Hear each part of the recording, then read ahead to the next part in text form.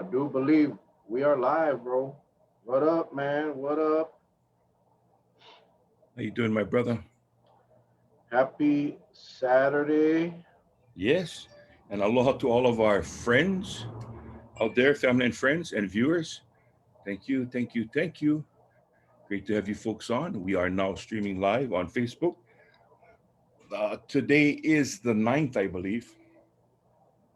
Yes, Oh it is. yeah, it is. It Saturday the is. 9th. And it's about 6:47, so we came on few 2 minutes later than expected. But we are glad to be on tonight. First of all, I'd like to say, it's not often that during the daytime, Mel and I get to meet, but as promised last night, the challenge went out that I would make the trek all the way to Kapa'a. And oh my God, that grandma's the cilantro poke, poke was unbelievable. And How's you're right. that? No, I want to say every bite, but every morsel of fish, there was no string, and it was just ecstasy, I tell you. Uh, I do want to apologize to Ishihara because they're on the west side, but these guys, Pokey, I think got you guys beat. I'm sorry. I'm just calling it like it is. Well, But I guess we're going. You and me gonna have to go to Ishihara and try theirs one too, bro. I guess we're gonna have to do a site visit, man. I'm gonna have to cross over to your side of the island and go do yeah, a live over there and eat. Ishihara get. I gotta say they get some damn good fish as well. So. yeah, yeah, yeah. But Leon's, I'm with you, man. I just gotta tell you, I've had poke from so many places over the years, and Leon's, I think it's my favorite. I just say it, it's my favorite place right now. And they man, I had the kamikaze, which is three orders of the original. The original is the one little square container. Right, right. The kamikaze is that times three, and so I had that for my brunch. I had it for my dinner, which is between lunch and dinner, and Hmm. I'm gonna have the rest of it tonight after the show. 3 meals, bro. 3 meals out of one kamikaze. Hmm. Well, I tell you what, and I apologize for not paying attention to the screen. I'm going to upload on my side. Oh, yeah, I forgot. I forgot. But please, before we go on, please take this opportunity to share. Okay? Please share tonight. I know we're going to be doing some small talk, but I think it's pretty darn important that we're going into this we're going to go into this new phase, and I think we need everybody on board because it's all about helping you protect yourself because everything is still new. We got the new variant coming on board. We don't know, you know. Some said it came, some said it didn't come. There's been a retraction. It seems kind of fishy, stuff like that. But getting back to your point, Ishihara has been the main staple here on the west side. I mean, but as you know, the original owner sold, and they Mhm. sold to Foodland. Yeah. Okay, but it's like an offshoot brand. And when Guy Ishihara was there, I tell you, he was so faithful with the rest of the crew. And there's many of the crew that's still there. They would go so early in the morning and they'll make the poke. And I tell you, it was just. And I remember when I used to first come here to visit my wife when she was a general manager at the Waimea Plantation Colleges. I would always take back some bentos and some poke with me back to Honolulu because I would catch a flight and go straight into the medical examiner's office to work. And I had my meal set up. My mom was living with me, and at the time when she was alive, and we had a nurse staying there when I would come back, and I remember always bringing some back for the nurse as well. And they said, "Gee, where'd you get this, Charlie?" And I said, "You know, I tell you, Kauai has some talent. They have some talent." So going to Lyon today, and I never knew, it was there. I passed it a few times, and but I never thought of it. And Charlie you Charlie called me up this morning. He said, "Bro, He's on Lehua Street. I saw people asking where is it located. It's on Yeah. Lehua Street in Kapa. So it's between the highway and the Kapa, the Brian Baptiste Sports Fields. It's that crossroad, or that it Yeah. runs not parallel, but kind of it connects from that Olohena Road Well, to what you can tell them is the landmark is that green. When you told me the green old house, yeah, the right built behind the two green story. building. Yeah, it's the green building is on the Makai side of Lehua, so it borders Lehua and Kuhio Highway, right? Yeah. Borders that, and this is on the Mocha side of Lehua, right across from that Right. green place. And I tell you, it's I was just very privileged and honored because the owners that we talked to last night, she was there, she helped us. But the family is all so sweet, and they got a clean operation. I mean, just sticking my head in there, and everybody was masked up on the inside. Everybody was gloved up. Everything was just clean, clean, clean, clean, clean as can be. And I was like, and I'm sure many of the other operations, I do want to hope and pray. I'm going to ask, for next week, Friday, Good Friday. I'm going to try to ask our friend Calvin Tamagawa. I'm going to ask him if he wouldn't mind coming on, because he is the new owner of Fish Express. Yeah. So let's try to get He, him on as well. he's my classmate. He's my high school classmate. We went Catholic school together, everything. And I remember when he told me that he was buying Fish Express. I was excited for him because, like I said last night, I love entrepreneurs. I love the entrepreneur spirit. I love when people take that risk. You see, entrepreneurs take risks that many others are not willing to. But right after he bought Fish Express, man, COVID. And I just, I'll be honest, man. I prayed. I did a special prayer for him because, I like that guy. I love him, man. And I just like, oh my God, man, of all times. But hey, he's making it work. And yeah, well, let's reach out to him. We're also going to have, I understand your granddaughter. Yes, I'm going to ask my granddaughter. Well, I'll have the grandma ask her. But she opened up her business during this pandemic, and it's moving along. Could use a little bit more help, and she went back to school, became a cosmetologist. Everything to do with I don't know what you call it. They do the makeup, the nails, they make the face, and but she's doing a one bang up of a job. And I would like to be a little selfish and feature her next week if I can. That's what I want to Well, do. I'm going to be selfish too, Charlie. And I'm going to ask my daughter, Hmm. who, as many, and I'm going to thank our viewers that reached out to Nikki and purchased her sprays. she she was overwhelmed, but appreciate all of you guys that purchased and repurchased. And then now she's doing these cuticle oils. I don't know any of this stuff, man. I'm a guy. I don't deal with that kinds of things. But I'm No, going the to ask her, cuticle and oil is good. It's good. I, yeah, you know when you steam the fish, New Year's, the red fish, a lot of people use the peanut oil. Yeah. Try use the cuticle oil. Ooh. Well, that's only, but you gotta be careful. That fish, you gotta just make sure no more toenails. That's what it's for. Well, that's the only thing. You got to leave the scales on. You got to leave the scales on, and then you put the cuticle. But and then her boyfriend. So they're gonna share a spot. Her boyfriend dropped his clothing line on January 1st of this year. He has this amazing. He actually sews his stuff, man. This guy's anyway. So yeah, let's do that, man. Let's have some fun. We get Calvin. We'll do the. We'll open up with some nails and stuff, and then we'll have some food, and Yeah. then we'll close out with some cosmetology, not stuff. And anyway, we'll have some fun. And somebody said that they thought we were going to cancel the show, Charlie. After watching the live today, they thought that we would be sleeping tonight. No, no, hey, no, no. I sleepwalk, so no worry, no worry. And for those of you that were on the show last night, I hope you guys had a good time. I want to say thank you all Yes. for making purchases from Hungry Hawaiian.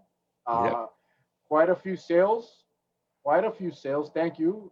We had um, obviously quite a few people went down to Leong's today as a result. And tomorrow in Princeville at the community center, Beat Athletica will be there from what time, Charlie? 3 to 7, 3 p.m. to Thank you, 7. thank you, thank Yeah. you, thank you. So we're hoping a lot of you will make that journey out there tomorrow and go visit the And they two will young have the ladies. pop-up.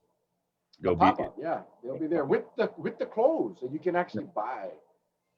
But I didn't forget about the giveaway. We did have two $50 gift cards from Leong's, and we had two $25 gift certificates from uh, uh, uh, Beat Athletica. And then my cousin Rick, who's going to be here next week, he's coming back Saturday. Like I said last night, we lost our uncle last week, and the services.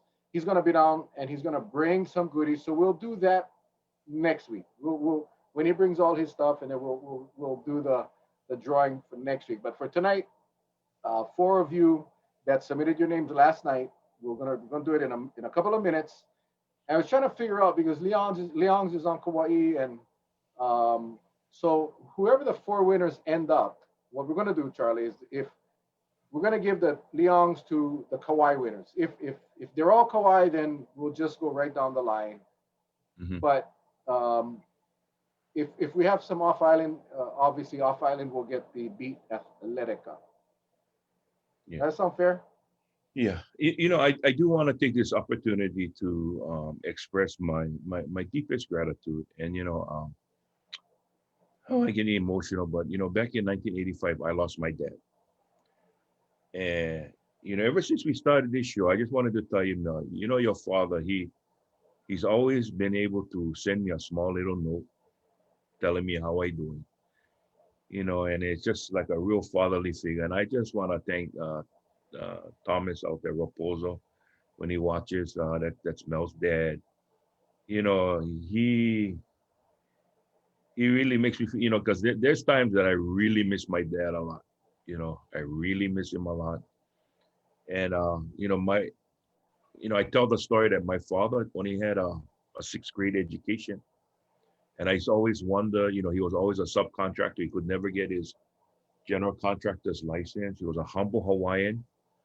Um, and what's funny is he had a very difficult time in reading blueprints, but he and Joseph Kinimaka, our brother Kaupena Kinimaka's grandfather, Mhm.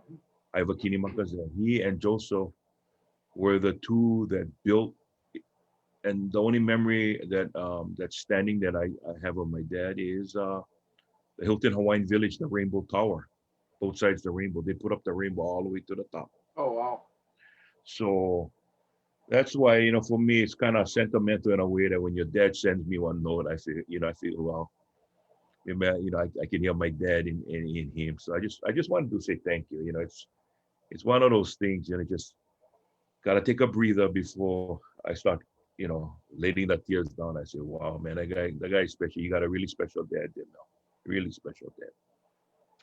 Thank you. I'm gonna ask him if he's willing to adopt you. Then we can be true brothers, legal brothers. Well, I don't know if he can Legal. handle the food bill.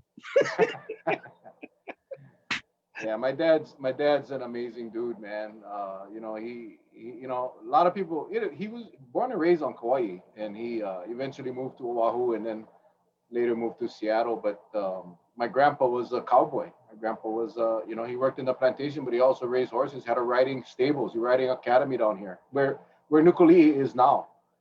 My grandpa had horses, and he had riding. The tourists would come and ride horses, and we would go down there on weekends. And my dad and my uncles would have to break these horses. They were true cowboys. That I used to watch. Like, oh man, that's one thing. I don't think my body was built for that. My dad was also a jockey when Kauai used to have horse races. A Yep. lot of people don't know that either. And then my dad, he's like the old style. The old grandpas, my grandpa and my dad. These guys could do it all. Yeah, they could do carpentry, they could do plumbing, they could do electrical, they could fix cars. My dad still does that today in his 80s, Hmm. strong as an ox. and I don't get to see him. And it's really that's one of the things I hate this COVID because uh, we cannot go up and see him. And he comes back home every single year, and he couldn't come back this year I, or I last want to year. put out the challenge to all our viewers out there. Sometime this week, put a picture up of your father. Take, if your father is still with us, or if he's not, put a picture on. Let us know who your dad is, whether you're here in Hawaii, on Kauai, or any of the other islands, or across the state. Let us see what let us see.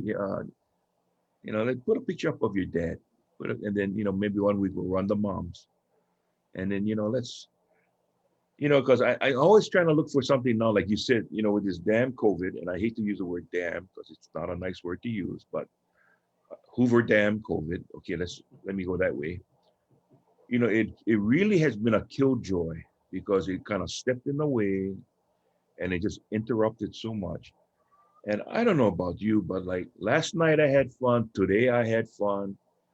Um, I know we're going to talk about there's some COVID things because I really want to talk about safety tonight because I foresee some things that's coming down the pike there that if we're not careful, it can get us. But I just want to be a happy Hawaiian. Like my friend Johnny Buddha back there. Yeah, yeah, yeah. Yeah, I want to be the happy Hawaiian. You know, and I also like to send a shout out to my good brother. You were the recipient of his. He did smoked meat yesterday. Dexter Kohilauli'i. That brother has a unbelievable. He's a master on that grill. It's a Traeger.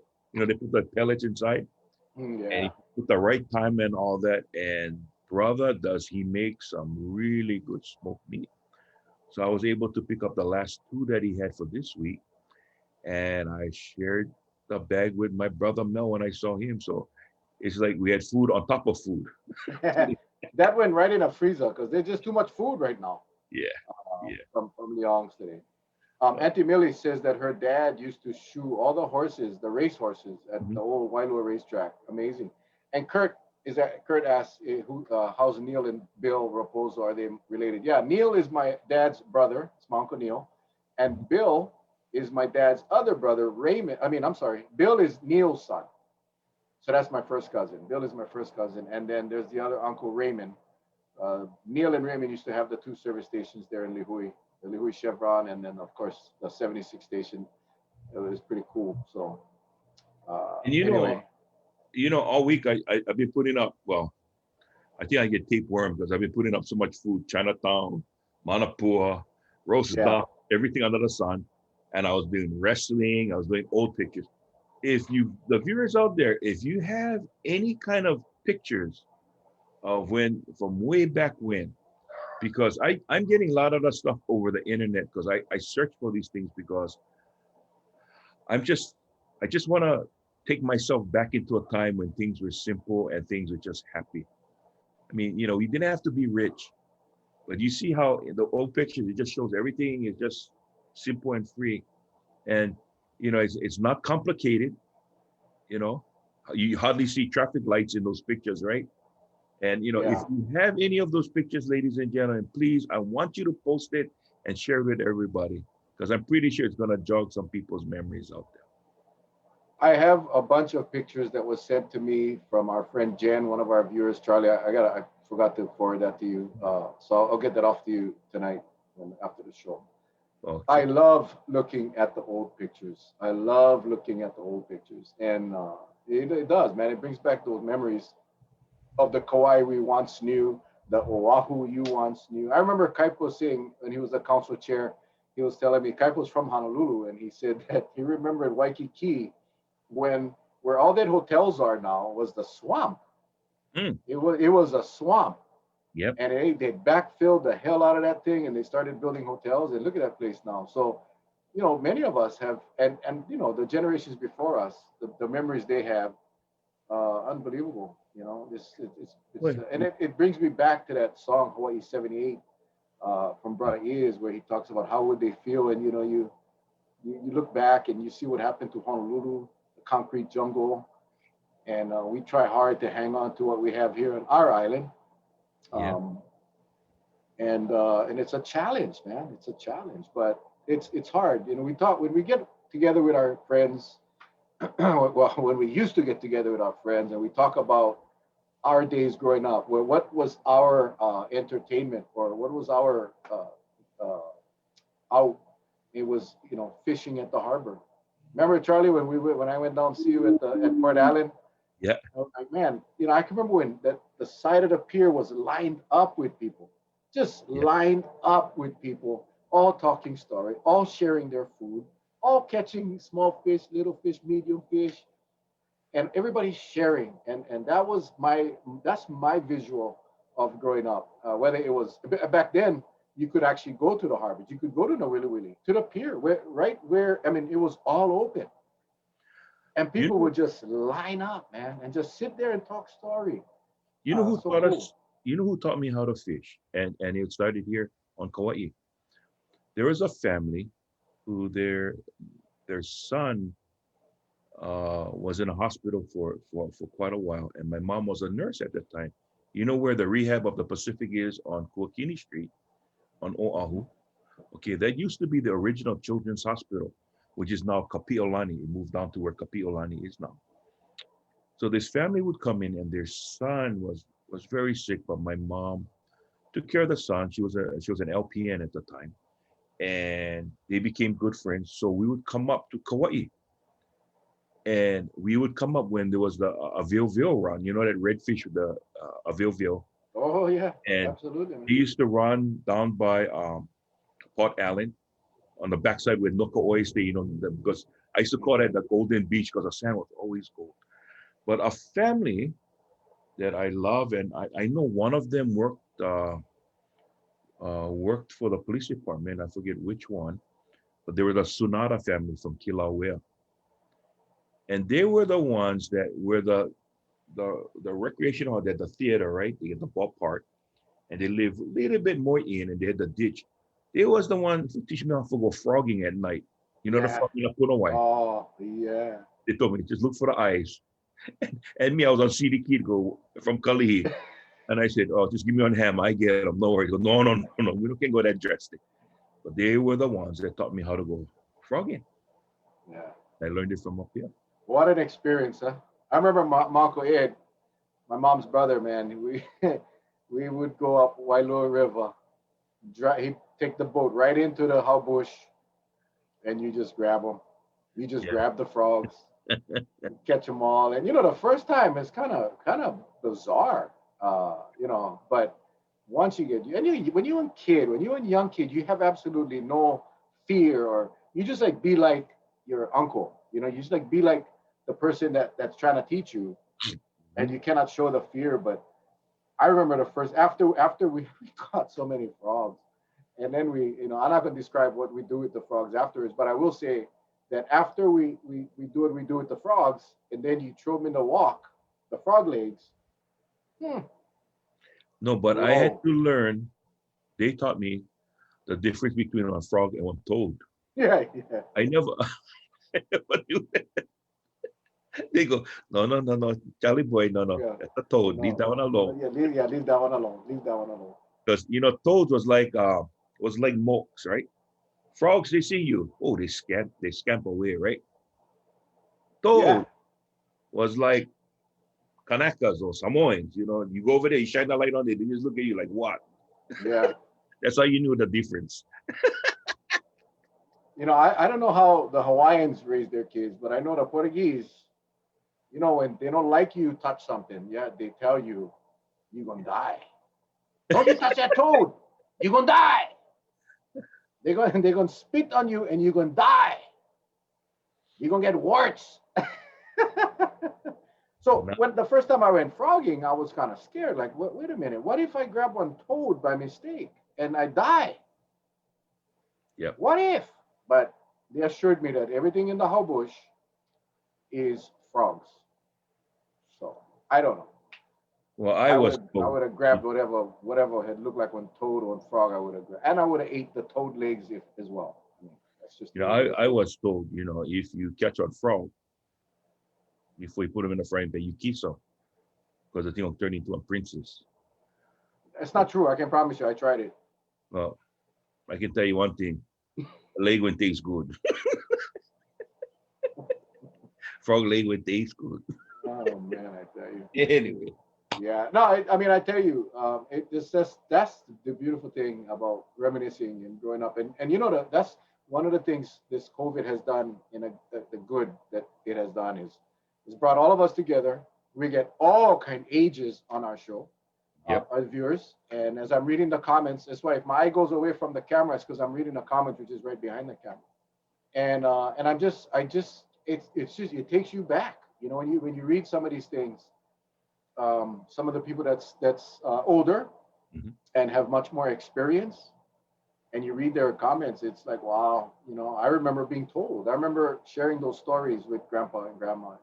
And my grandpa, he was, you know, my grandma, oh my gosh, she's still alive, 100 years old, man. She's still alive. And, but my grandpa and my grandma, they were strict. They were, I mean, strict. My grandma, holy moly. Well, you know, But I so thankful that we were raised that way. You know, we were raised, Charlie, and I know you were the same way because, you know, we kind of like alike, you know, but, and I think a lot of it has to do with how we were raised. But back then, it was all about respect. You know, it was all about respect, and it was, I, I don't, it, that was just it. It wasn't even a question, right, Charlie? It was never a question. It was respect your elders, respect other people. That's how we were raised, man. I mean, respect your teachers. If you got in trouble at school and the school called your parents or your grandparents, you're gonna get licking again. So it was respect, and everyone. For me, you know, my biggest fear growing up, and I was kolohe. Let me tell you, Charlie, I was mm, kolohe. I was just lucky I never get caught. But my biggest fear was I never like upset my parents and my grandparents. And not even about, oh, I never like bring shame to the family. I know a lot of people say, I don't like bring shame to the family. No, it wasn't that. It was, I didn't want to hurt or disappoint my parents or my grandparents. And my parents got divorced, but you know, after the divorce, my mom and my dad, as far as I'm concerned, we're still best friends. You know, whatever, all I know in my mind, they were always friends. Even my mom, when my mom was dying, my dad was there. So, you know, that's how we were raised. So it wasn't about being shame. I didn't want to disappoint them. That was yep. my biggest fear. And today, to find that, it's not like that anymore, Charlie. You know that. Well, you know what is so cute is I had a viewer message me. She said, you know, it's really odd I calling you Uncle Charlie, but I know I'm way older than you. So Yeah. I told that viewer, thank you for the respect. I said, you know, but you know, I do want to say, you know, what we're talking about is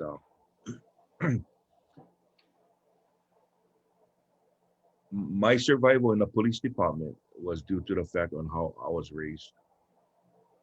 Because back in the old days, how we were raised is, you know, our parents were loving but strict, right?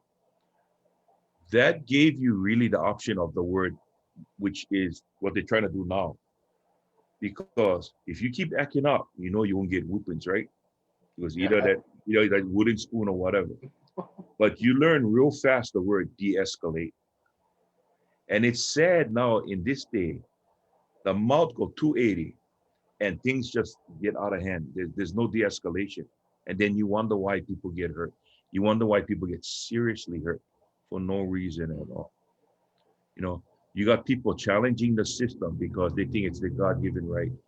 There's a thing called God-given right with a level of respect. Hmm. Okay? You don't go beat it out of somebody for respect you. Right. And then you say, oh, that's my God-given right. Then, you know, I'm sorry, you missed the point, you know, to those people out there. So anyway, Yes, Faith. I remember you working with my mom at AmFac. That was pretty cool. My mom worked there. I know my mom's friends were all of our friends. That was so cool. But yeah, yeah. um, the heck was I was gonna say now? Son of a gun. Don't forget, I never forget the giveaway. We're gonna do that. We're gonna do that. But Yeah. shucks. Prevagen. Prevagen. Help you remember. We used to go to your grandma and grandpa's house all the time. We used to call them Auntie Tilly and Uncle Eddie. Oh, that's what I was going to talk about. Uncle. Anyway, yeah, Auntie Tilly and Uncle Eddie. Auntie Tilly is my grandma. Her name was Otilda, or is. She's still alive. Otilda. And my grandpa was, of course, Eddie Medeiros. Um, yeah, Auntie Tilly's still alive, man. That lady, you don't like piss her off. Promise you. Because whatever know- was within hand's reach, within arm's reach, is what you would get. Whether it was the hanger, the wooden spoon, the water wonder- hose. I want to learn real fast, brother. I learned real fast because it wasn't until I got married to Stephanie because of her Portuguese background. I want to learn real fast. You hear of the Portuguese folklore. I will tell you folks out there, and you will believe me. It's the real deal. It's not a folklore. It's real. Because sometimes when my wife and I are arguing, playful kind argue. My wife will go, eh, eh. My grandma watching. My grandma watching. And I go, yeah, right. Ooh, I go lie down in the bed. I get terrific back pain after that. She goes, see, my grandma, my grandma loved me. She stay watching. And you know, I literally live in fear because Yeah. if I get my wife peed off, grandma's coming down and I'm gonna catch the full rap. Yeah, yeah. No, man. But I tell you what, man, I wouldn't have it any other way, bro. I wouldn't have it any other way. I Yeah. tell you, I had amazing parents and grandparents. And you know what I was gonna say was because you talked about uncles. You know, I get so many nieces and nephews now thanks to the show. Yeah. Thanks to the show, I get tons of nephews and nieces. And at first, I was like, "Whoa!" I was kind of uncomfortable with that. Like, wait a minute, bro, I ain't that old. I'm not old enough to be your uncle, but I'm actually honored now. I feel pretty cool, man. I like it. I like it. It's like, hey, man, that's cool. I got a new nephew. I got a new niece. It's cool, man. So, and I get to thank you, Charlie, for that because you always, Uncle Charlie and Uncle Mel. At first, I was, Yeah. come on, Charlie, go easy, cowboy, go easy. You know, I would like to say also to I just like to thank the two girls that came on, Zaylee and Chloe, because we saw Chloe's grandmother today. Yes, we did.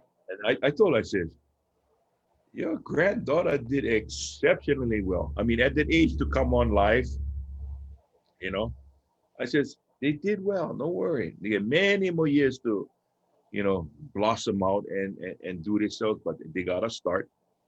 I am so happy for them. I'm impressed at their young age that they have a drive to want to go in this type of business, knowing full well the hurdles that's in front of them. But it's just like, no, they're gonna persevere and they're gonna push through. That is determination that I am just impressed. So I'd like to say thank you to the two girls, Azalea and Chloe, for coming on Athletics, right? Beat athletic. Athletics, right? I only see good things for them. I only see good things for them. I visualize them going on Shark Tank Oh yeah. and asking for a loan of $10 million for 8% of the company's uh, share. Mhm. And I can see Mark, what the heck is his name? Mark Cuban. Yep. Saying absolutely. Let me give you 12 million for 6%. hmm I just see that happening. These two are going to be, and I already saw comments where people are going tomorrow to the pop-up, and I thank all of you. I want to say this. We talk about how wonderful it is to live in Hawaii and what a small world. Melissa Bolton went to my cousin's shop today. Angie Not too. only, Angie. yeah, and Angie went and bought some stuff. We had a lot of viewers buy stuff, but Melissa went there to drop off cleaning stuff. Again, Melissa, she went to go drop off some PPE, some cleaning stuff, and she got talking to my cousin Rick and found out that His worker. his employee is Melissa's brother. How you cannot make this stuff up, Charlie. You cannot script this stuff, man. No one knew. No one had a clue. Her only brother. Right. Her only brother. And just through talking to Rick at the shop, find out that my brother is your employee. Now my cousin works, he has another job, so it's not at the shop. But my point is that this is only in Hawaii this stuff happened, man. Only in Hawaii, and that's Oahu, big city, 1 million people, and that stuff still happens. So Oh, you talk about that, everybody's so close. I don't tell you this. And let's be quiet about it. But before I got married to Stephanie, I went to trace genealogy, make sure that she wasn't one sister, that I never know about. But we legal ego. So don't worry. We husband and wife. yeah, that's scary. Yeah, you think of that's why I married Japanese. I know I'm not related to Patsy. I know without a shadow of a doubt that I'm not related to Patsy. Yeah. Because you think about it, the Raposos, Maderas, Souzas, all Silva, we all related. We all related. So I had to go outside of the race and go. I had to find an Asian because then I know I'm not related. No, I'm not related. Well, I'm gonna say one thing. To tame this Kanaka, had to be one Portuguese. Had to be one Portuguese. yeah, yeah, yeah. I think you're right, bro. And trust me, she has you tame. She has you tame. You She has know, because I can come on, act off, but watch when the cameras go off. Yes, dear. What now, dear?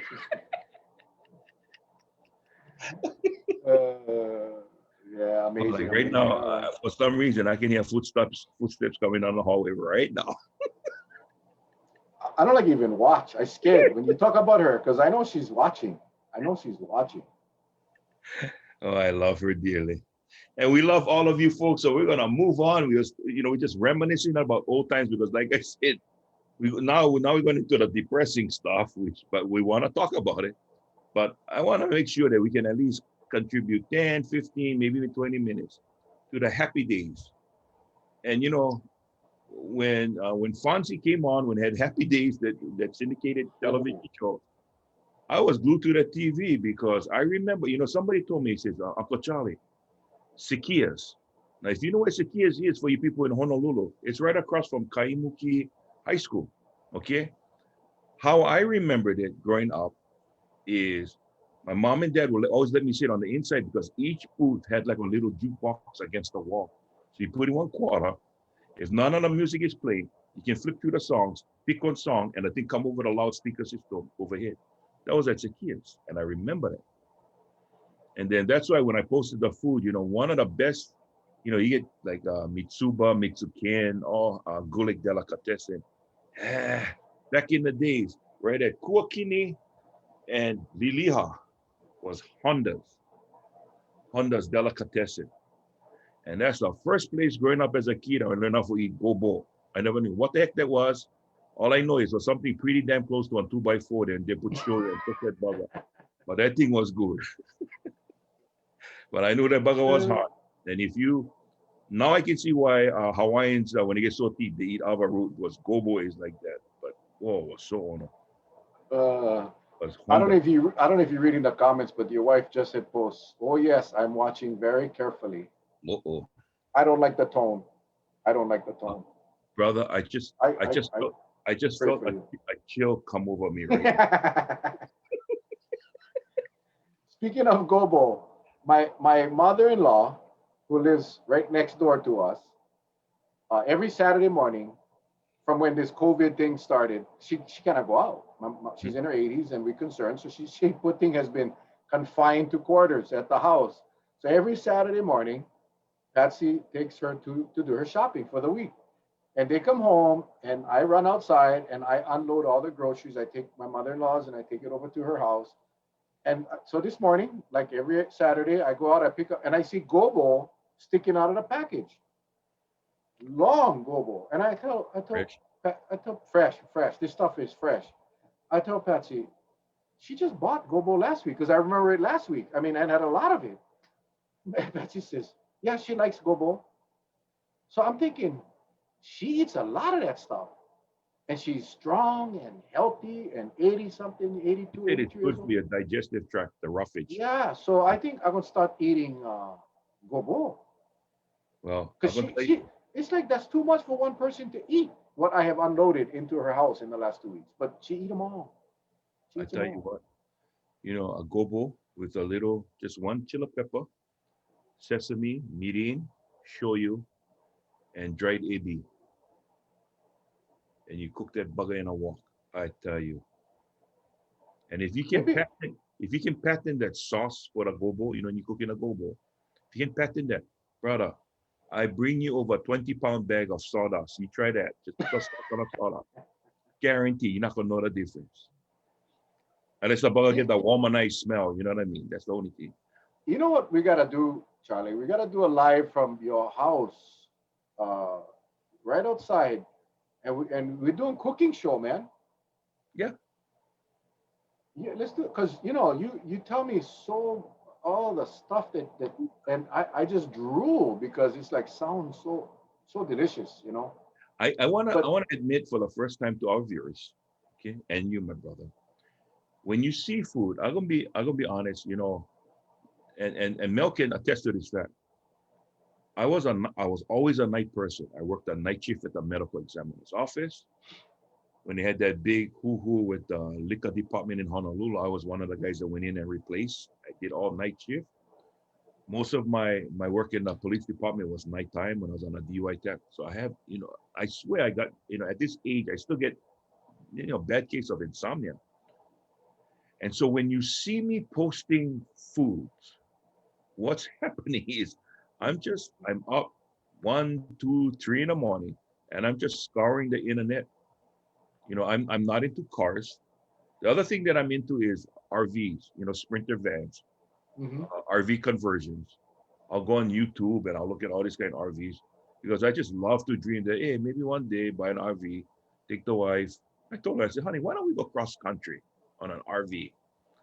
And she told me, I love you, honey. You go and I wait for you come back. So I know she's not going with me across the She's not country. going. She's not going. Yeah, you Yeah. know that is my dream one day, and Patsy is actually not against it, so I think it may happen one day. I hope it does because that's what I want to do. Just start off in California and go all the way across, and take as long as it takes. Stop and visit. Go places we've never gone to, and that's a dream of mine. That's on my bucket list. And if Patsy changes her mind and Stephanie still doesn't want to go, Charlie, you and I can go, man. You and Yeah. I can go.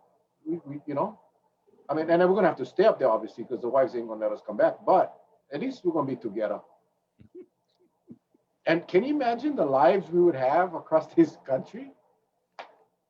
That'd be fun, man. Be It'd our be luck. fun. You and I think we're driving towards Montana and we end up in one state like, hey there, you two guys, what you doing here? Yeah. My name is Uncle Billy Bob. What you doing here? Yeah, some places we'd have to drive really fast through, and we're not stopping. Thank God, get toilet inside of RV. We would not stop. I remember one year we had to do an extradition. We had to do an extradition in Spokane, Washington, and I went with Leon Gonzalez. He was a cop, Yeah. retired cop. Bless his Angus. soul. He Angus. Angus. Angus. Yeah, he passed away.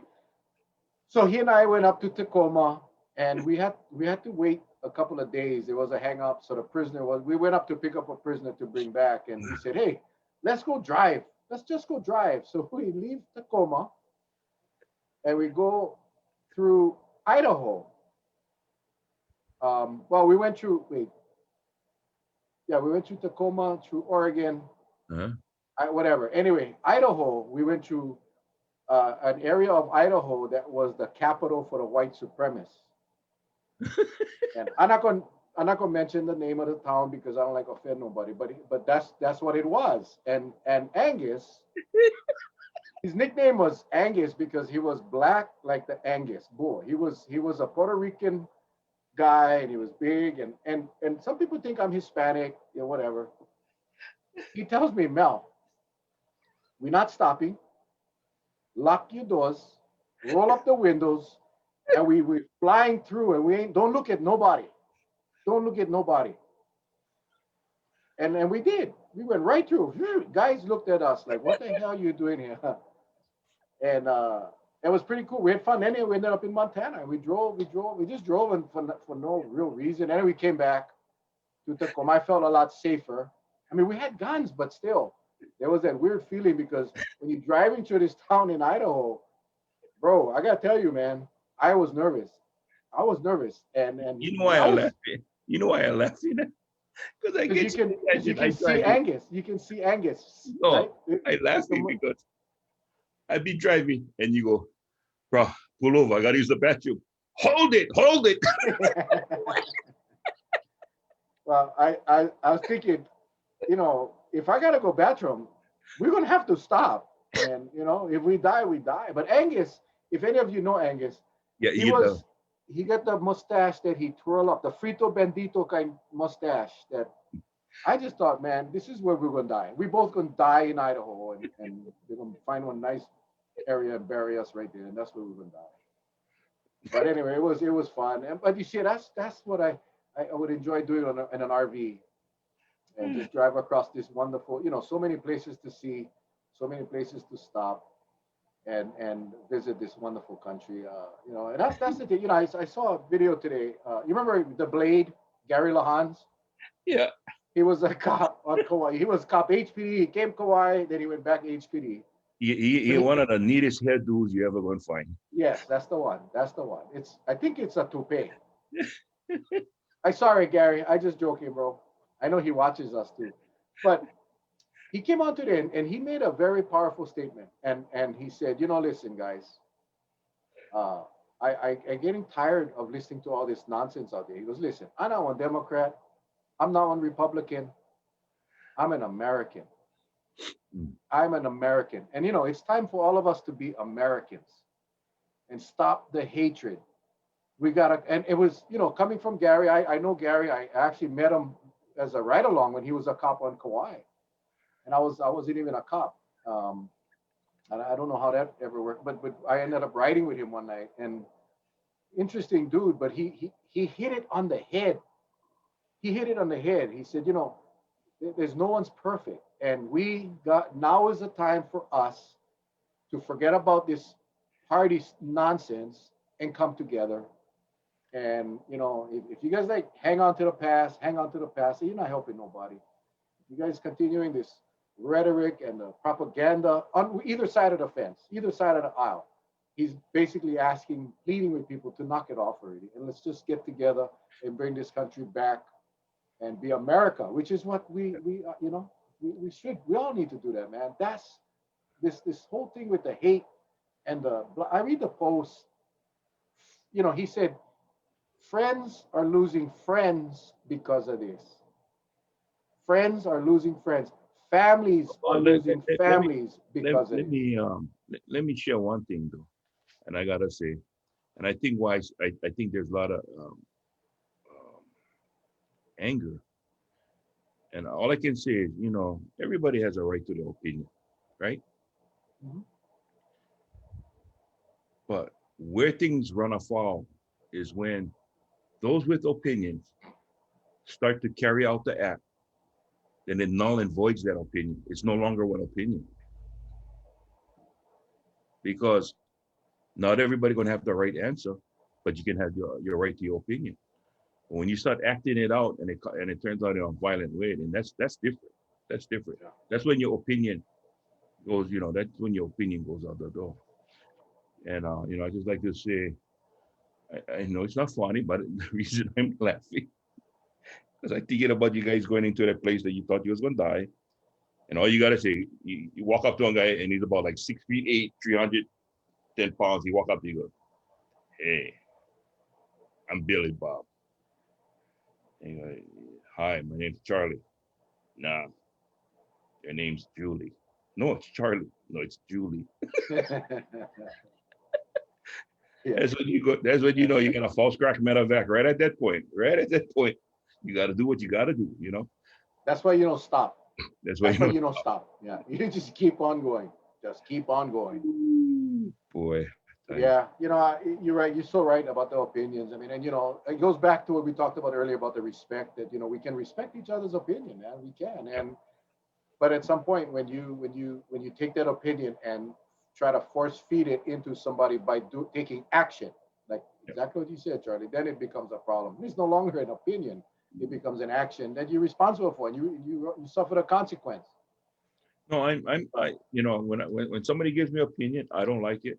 I don't block them because if they keep on going down that rabbit hole, all they're going to do is they're going to just show their true self, and I just let it go. I just say, hey, bro, that's your opinion. It's fair game. You know, Yeah, you're a bigger man because I block them. no, I but the just, moment, when I see a comment that, and I don't see them all, so don't I don't even say, oh Mel, that's not true because I saw this comment. You never block that guy because I don't see them all. Honestly, I'm gonna be honest with you. I miss a lot of comments because there's so many. When we do a show, there's 600, 700, 800 comments. I try to get to as many of them as I can, but it's I don't get them all. But when I see a comment that is inciting someone or cause someone to respond violently, or then it's over. I may ask one time. I have done that. Send a private message, say, hey, tone it down, or I'm gonna block you. But sometimes I don't. If it crosses that line, I just block them. Facebook allows you only 5,000 friends on your personal page, and I'm at 5,000. I cannot add no more. So I'm always looking for somebody to boot, so I can add more people. Some people that really good people that want to come on. And I'm not sounding arrogant or anything. I'm just telling you the truth. And there's some people well, that they on Facebook to be trolls. They enjoy lighting the spark and then sitting back and watch the nonsense. And I have actually I don't have time energy for that kind of people. you know, a viewer told me, and she was correct. And I asked her, I said, why do you think, so and so things happen on my post? And she said, Uncle Charlie, because you seem to be the only one that asks the kind of real thought-provoking questions of the viewers. Hmm. I said, all I'm doing is just stimulate because that's something that I want to know. I don't know all the answers, Yeah. but maybe my glasses are different color than everybody else's glasses. You know what I mean? And so when I asked the question, she goes, "No, you are asking some thought-provoking questions." And I feel it has to be asked because if not now, somewhere down the road, it's going to come up. And that's why I wanted to talk about tonight. We talk about the safety, ladies and gentlemen, about COVID and what's happening now. Where I know we're trying to balance our day-to-day lives, but there's still an element of danger. There are several doctors that we've had on the show. I've written to some to ask them about what they thought about the psyche proposal. We got a feedback from Senate President Ron Kochi last night, and this is the reason why, if many of you saw my post today, I addressed the fact that the gentleman who is the Proud Boys founder here in Hawaii, on the island of Oahu, he ran as a Republican. What offended me, in a way, is if you look on his Facebook page, it's in bold print at the very top. It says, please elect dictator of Hawaii. And I went, what is that? And I kept on reading it and I kept on reading it. So then I started to piece together, the timeline that he went to. He went up to Washington. He did his thing on Wednesday. He flew back on Thursday. So he's coming back into the state. So he had to have taken the test. I don't know where he got the test from, but he took a test to get back into the state of Hawaii, right? That 72-hour pre-test. But here's the thing that really bothers me because of, and even though the psyche proposal hasn't even been announced or is taking place because it hasn't even been proposed yet, other than talking about it. I use him as a good prime example because now that whole incident that occurred Wednesday, many of the syndicated news agencies uh, uh, are asking, is it possible that that was a large spreader event? Okay. because there's many that wasn't wearing masks and all of that. So he takes a test, he comes back Thursday. He's part of that event.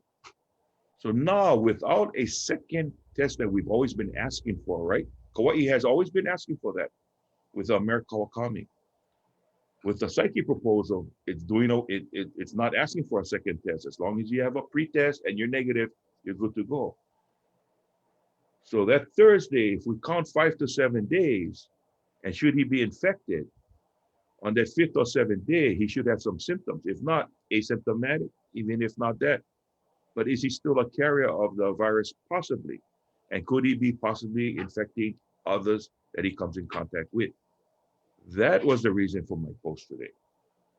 And that is the reason why I got a little bit, we're walking on a, it's a dangerous proposition, if you ask me.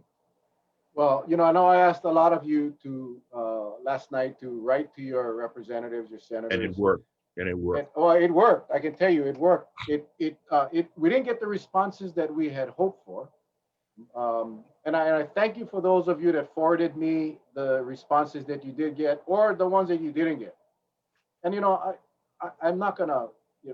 The responses that we got, as far as Kauai D. Morikawa, we heard from Senate President Ron Kochi on the show last night, who said he hadn't seen the bill, which is typical, I think, of most of the responses that I did see today, was that because they didn't see the bill, they didn't feel it was right to comment. But the question wasn't about the bill. The question was about, do you support reducing the restrictions of the travelers? Not about the bill. Put the bill on the side for now. We just want to know, based on what you know now and the dangerousness of this virus, do you support relaxing any of the travel restrictions? Well, again, I think the 3 or 4 that came back that people did respond said that they couldn't comment because they didn't see the bill. That's a very convenient reason, excuse, or whatever you want to call it. But there was this one response that I'm going to read because it just makes absolutely no sense. And I'm going to read it. And this was from Representative Bertrand Kobayashi. Bert Kobayashi. Mm-hmm. Bert Kobayashi. You know this guy? Yeah. Good. We need to have a conference call with this guy, Charlie. Maybe invite him on the show. I mean, I don't know him personally, but I know. Oh, okay. So, so here's one again. I believe it would be irresponsible to take a stance before actually reading the details. No, do you support relaxing the travel restrictions? Yes or no? No, I never see the bill. Okay. But the one that I want to read here is from this guy, Bert. And it was so interesting. Okay, so the viewer is a constituent. And the viewer has a mainland area code. Like my kids in Oregon have a Hawaii area code. That doesn't mean they're from Hawaii. It means they kept their service. They never changed their phone number. Yep. So I want to read this guy's response. I'm not going to mention any names other than the question was very simple, exactly how we asked. Where do you stand on relaxing travel restrictions for visitors? And this guy comes back and he says, aloha, your email seems mysterious and maybe missing some details. What and where is Mel Raposo's show and what POV? I'm assuming it's point of view. Which Mel Raposo? From Kauai? Bertrand Kobayashi, State Representative, 19th District, Diamond Head, Kahala, Kaimuki, Kapohulu. So the viewer responds and says, yeah, they have a Facebook show with Charlie, is it? Not on radio or Olelo. This is his response. Maybe I'll pass as this show seems Kauai-centric, given your many mentions of Kauai. I don't know how you, with a 509 area code, are connected and maybe oriented toward the political future of Mel Raposo, sort of like what is actively happening with 2 former Honolulu council members and at least 1 state legislator running for higher office, Bert K. Bert Kobayashi, you don't know who the hell I am. What the hell is the cryptic message? So for those of you that live in that district, whatever I read, District 19 District, Diamond Head, Kahala, Kaimuki, Kapahulu. That's your representative. He concerned about, you asked one question. Do you support the relaxing of travel? Well, who is this the guy, Mel? What? Excuse me? Am I that much of a threat to you, Bert? I don't know you. Maybe I met you, I don't know. But brother, just answer the question. Don't make a conspiracy out of it, my lord. So anyway, that's for all of you guys in District 19 up there. I thought that was kind of baffling and cryptic and um, wow, blow my mind. So anyway, this is what we're gonna do. We'll wait till the bill is drafted, or not drafted, but introduced on the 20th. And then I'm gonna ask Psyche. I'm gonna ask Psyche, Speaker Psyche, to come on the show. Mhm. I'm gonna do a formal request. I'm gonna even make one letterhead, Charlie, the Mel and Charlie show. How's that? And we'll You do know, a professional request. Hey, look, people say he's in Okolipuka. Anyway, rude. Absolutely. But I don't even know me. So, but yeah, then we'll make a formal request. Hey, Psyche, you can come on our show and you can explain to us why you believe. Now, again, as I mentioned last night, the governor on his press conference yesterday said he does not support uh, taking away the flexibility from the counties. So I will, I give credit where credit is due. And I thank Governor Ige for taking that position because he is on target. You cannot legislate your way out of this pandemic. You got to let the mayors have some flexibility. And I got well, to tell you, I really appreciate Ige for doing that. well, let me say this much. As I said before, and this is not going against your wishes, but this is what I got to say. I know it's very hard for them to comment now. Okay, if that is the response for me, fine. All I'm gonna say is this. You always hear the term "proof is in the pudding," right? Mhm. And I've always said, and I've made comments before, we gotta watch. And I'm speaking to an individual who said this all the time. We're doing pretty good. We're doing pretty good. I said, yeah, but you gotta look at the dynamics of what's happening in the mainland, on the mainland. And we brought this up before, and this is why we wanted to talk about it on the show tonight. We brought this up to the viewers before because the easy out for any investigator involved with tracking down this virus is to say it's community spread, Yep. because you don't have to exert any more energy other than that. If it was travel related, you would have to go through many layers. But it seems to me right now, today, the contract tracing division of the DOH, I'm just saying this from what I see, a one-step contact trace over the phone will not do it. Will not do it. Now, let's go to this spreader event that we had up there, right? So you got many people that are being sought after by the FBI, right? Hmm. If they do go and spread the virus, if they do use the Hawaii system of investigation, they're gonna be asked, did you come in contact with anybody? Did you have any large gathering? You think they're gonna tell you the truth? Because they're being looked for right now. They're gonna say, oh no, I just been at home all this week. They're not gonna tell you that they was at the Capitol. So Yeah. that's why it's important that investigations are done again in person. You have your distance, you do whatever, because then you can have an eye-to-eye contact with the person you're talking to. And if you're a damn good investigator, you're gonna know when the BS is flowing. Because right then and there, you can pull out your rubber boots, right? That's what they should say. Oh, let me get my boots, because here it comes. Well, I think Charlie, So these numbers, these numbers right now that we're seeing, okay, I would ask myself, you say it's community spread, okay? So that tells me if you're saying that it's not travel related, then all I got to say is this. Then you really don't have a handle then. Yet you're correct. telling us you have a handle. It's either one or the other. You cannot tell me you got a handle on it and we get numbers blowing up. Because when they started to relax the travel thing, right?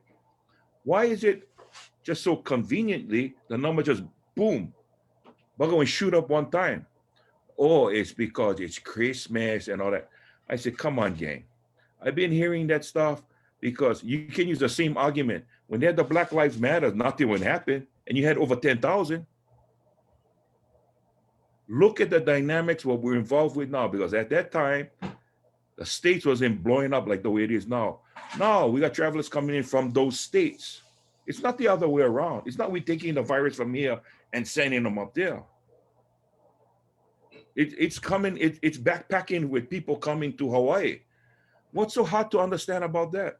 All we're saying is, hey, if I'm gonna be on front line and I know your guy in the house barricaded with a gun, I'm gonna get shield, I'm gonna get bulletproof vest, I'm gonna get armored vehicle. You're not gonna send me up there with just my uniform on, right? And that's what they're telling us.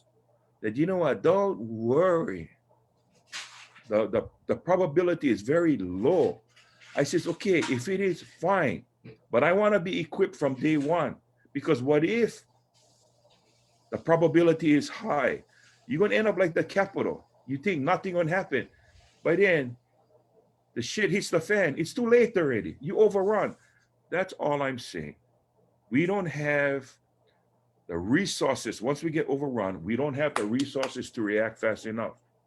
We just have to go take it. We're just going to have to tell everybody, hey, take cover, protect yourself, because we don't have the resources. Today, I was going to put it out because I did receive word from a source that our largest hospital is full.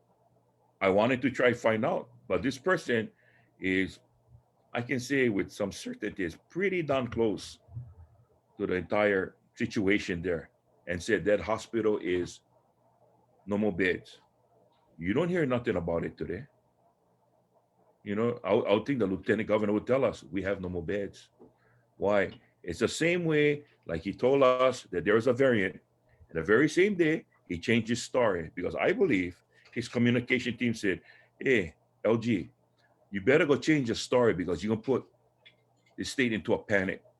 Downplay it. Am I right or am I wrong? Yeah, right on target, man. Right on target. Let me go back to your first comments about the investigate, the contact tracing. We said it at the beginning. Hire retired cops. Hired retired cops. Bring them on board. They know how to investigate. Send them off. They don't need a medical degree. They don't need all of that crap. They need to know how to investigate. That's number one. Number two, we've said all along, Charlie. The whole purpose, the whole priority of the state has always been travel. It's always been travel. It's always been the visitors. This has been validated time and time again. You look at the caseload, the Hawaiian Air, we know it's no secret now. It's all over Facebook. The cases of the hotel airline employees. Yeah, some tests that they're doing coming back 30, 40, 50, 60. One day was 70% of the people tested positive. Community spread? Well, that's what the employee wants. I mean, the employer wants you to believe. Look at the Waikiki, the clinic in Waikiki, Rita Cabanilla's clinic. She's saying she's testing people every day. 30% of the people she's testing, visitors, are positive. These people have tested negative on the mainland. They got their negative test. They come to Hawaii, they get sick, they're testing positive. Community spread? I don't think so. See, the governor and the lieutenant governor knows that if they tell us, the Queen's Hospital, Charlie, I'm gonna tell you straight up, man. I don't know if it's from the same source as yours, but I got someone that works at Queen's just told me, and this person is not one of our viewers, told me today, Queens is at capacity. Did you see that on the news tonight? No, what you see is, and what you hear the governor said in his press conference, we don't look at the numbers, we look at the capacity at the hospitals. Well, how come you're not telling the news media that the hospital is at capacity? You heard Melissa Bolton talk about the hospital she works at. They're stretched thin. You don't hear about that. No, what you're hearing is it's very good. Everything is fine. But you know, you guys just cannot gather. We're gonna beat this thing. But the fact of the matter is, look at Kauai. Again, our cases are all coming back, travel related. And the state will not acknowledge that. They will not acknowledge that because then it messes up their plan to open up tourism. They're not done. Psyche is part of that crew that wants to open up tourism because of the money. They're putting the money in front of the health and safety of our residents. That is the issue. And that is the issue that needs to be exposed. Why isn't the Hawaiian Airs cases coming out? Why isn't those cases, every other cluster comes up, they talk about it. No mention because it would conflict with the lieutenant governor's comments that this is not travel related. The numbers from from travel is very, very, very little. So Kauai is an anomaly. Kauai must be an anomaly, Lieutenant Governor. Maybe something about the where we located, latitude, longitude. Maybe we just attract the virus and your island doesn't. Hey, that's crazy.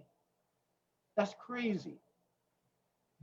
This virus is coming over with the visitors, and it's all started October 15th when we opened it up. I'll do an analogy. This is the analogy, and I'm sorry, and I don't want it to be political, but this is the analogy because this is the closest thing I can think. Every single one of those individuals that got arrested at the Capitol, okay, they're using this story.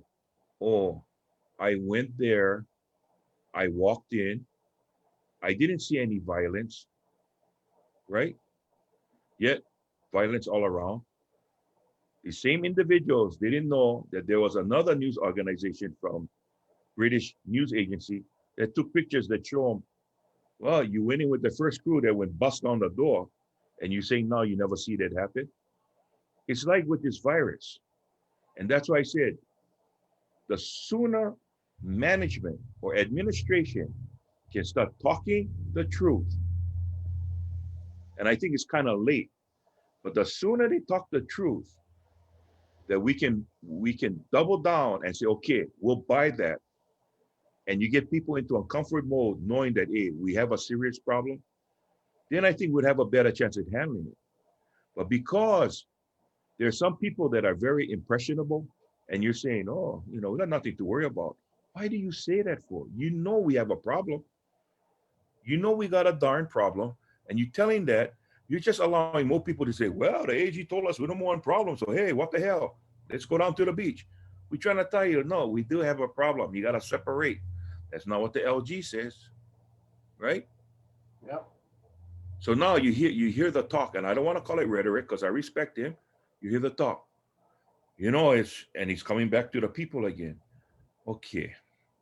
If you know that that's one of the dynamics of how this spread getting out of hand, then let me ask you, we got a vaccine, right? We got masks. We got social distancing. Is there anything else possibly that we can do to try to stop this thing? Not once they ever come up with a brand new idea. Let me give you a brand new idea. Tell the truth. Then maybe people gonna start waking up. That's the idea. That's the fourth component. Tell the truth, then everything gonna be okay. Yeah. Because I think people will take it more seriously. Right now, you're giving everybody that out. Why do you do that? It's almost like that damn mask mandate with 6 feet. Oh, they really don't have to wear a mask at 6 feet. Why you say that for? Now people use that as an argument. I wasn't within 6 feet. Then what gonna happen? Oh, cannot enforce. Because why? The police can't. That's one of the things that the court's gonna ask. In order for this provision to work in convicting this person or finding them guilty, were they or were they not within 6 feet? The officer gonna have to bring out one tape rule and measure when he cited you that you was within 6 feet. That's why I said, why you guys put in that damn 6 feet rule? Didn't make sense. Oh, I promise I was gonna talk nothing but good things tonight. Yeah. Oh my goodness. But you started it with the psyche. You brought his name up. Yeah, I'm sorry. I will let you.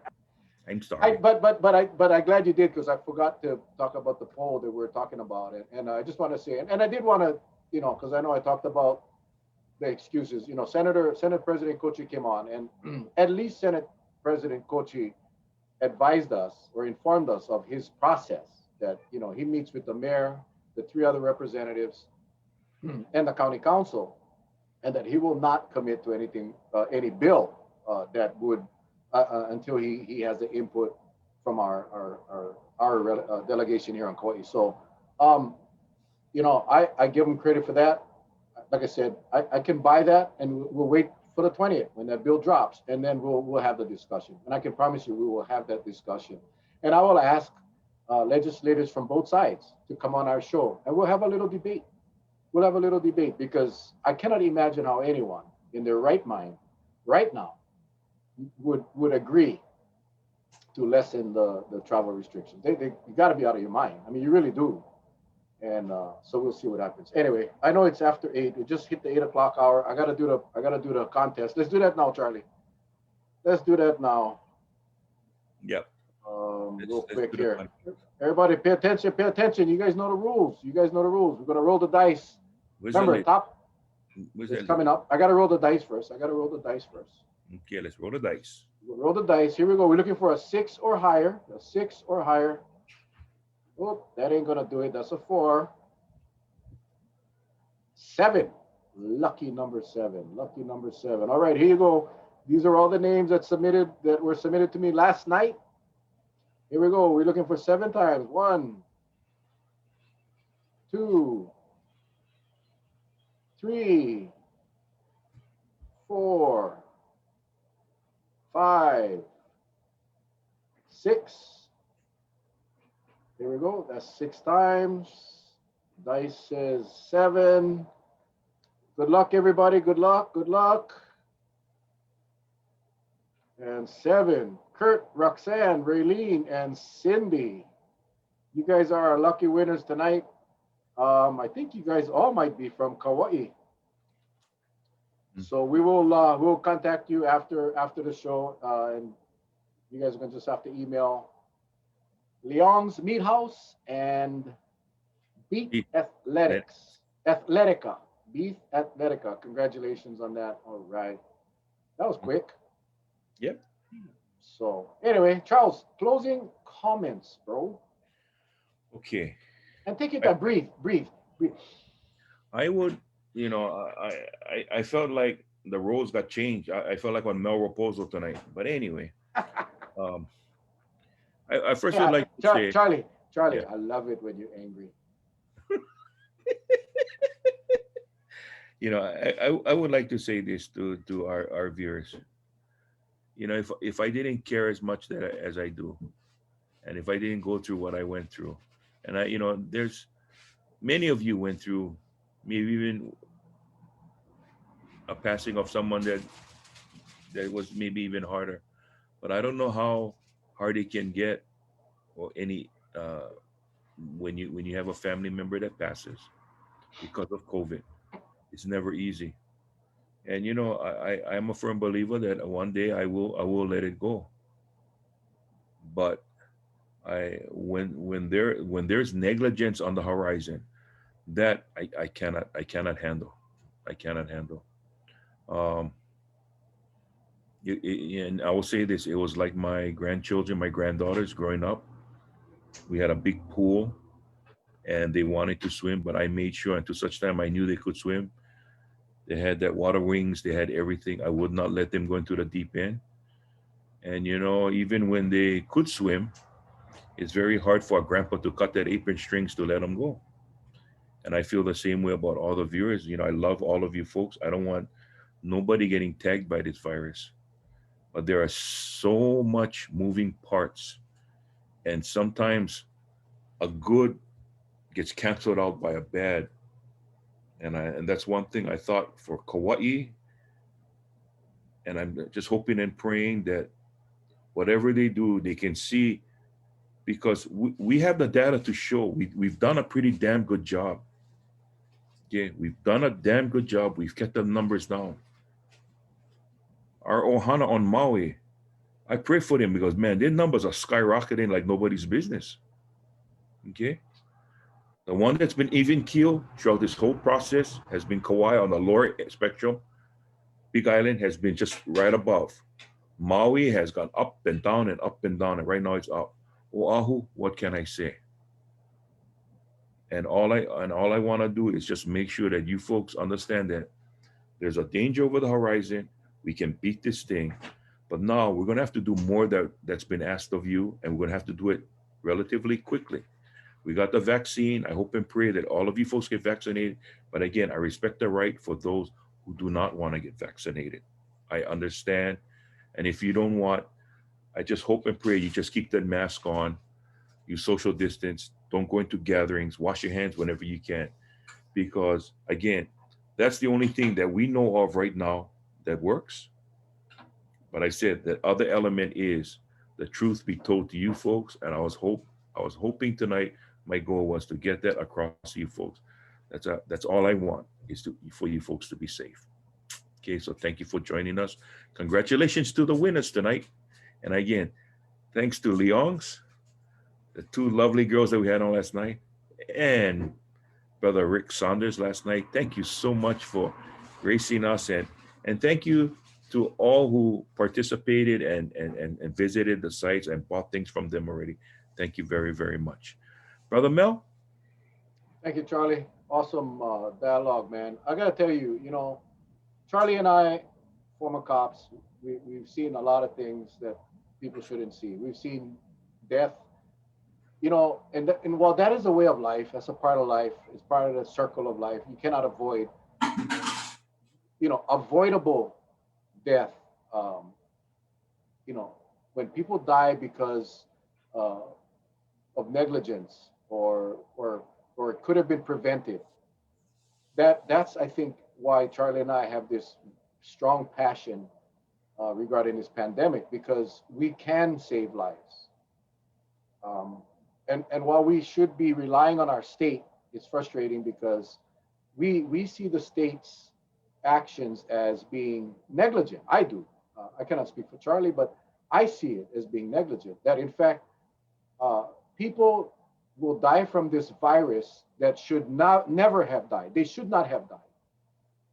But we keep allowing the virus in, and we keep making excuses. It goes back to what Charlie just said. Just be honest with us. Be transparent with us. Why is it only Kauai is transparent? Why is it only Kauai the one to report the daily cases every single day and whether it was travel related or not, whether it was a visitor or a local resident? Why is it only Kauai? Because Kauai has the safety and health of its residents at heart, and the state doesn't. The state has a priority of opening up the state, opening up tourism, and that is what their goal and that is what their objective is. So they cannot be transparent because if they were, then like we don't already know, apparently they think we're stupid, but it would conflict with their plan, and that is the frustration. So like Charlie said, people, we got to take the responsibility now. We got to be the ones out there to make sure we wear our masks and social distance and stay away from gatherings. We need to do that more so now because of this variant that the lieutenant governor said was here. Then obviously it wasn't. I'm going to assume that it's here. Why would we think it's not? The amount of visitors coming in from California. Remember, that nurse, I mean, the nurse, yeah, who runs the clinic in Waikiki, 30% of the visitors that are coming in to get tested are positive. 30%. I'm sorry, it's a third. So 33.3%. And you cannot tell me all of these damn cases are community spread. So we know better, and we're going to continue to bring you the information that is available out there, and to all our sources that constantly share with us the information that really we cannot get anywhere else. Thank you guys so much. We appreciate you guys. We wouldn't have Facebook Live with Mel and Charlie if we didn't have viewers. So thank you, folks, from the bottom of our heart. We appreciate you guys more than you folks will ever know. Okay. So with that, everyone, you guys have a safe night. Enjoy the rest of your weekend. We'll be back on Monday night at 7:00. Yep. So until then, God bless. Take care. Have a We good love week. you guys. Aloha.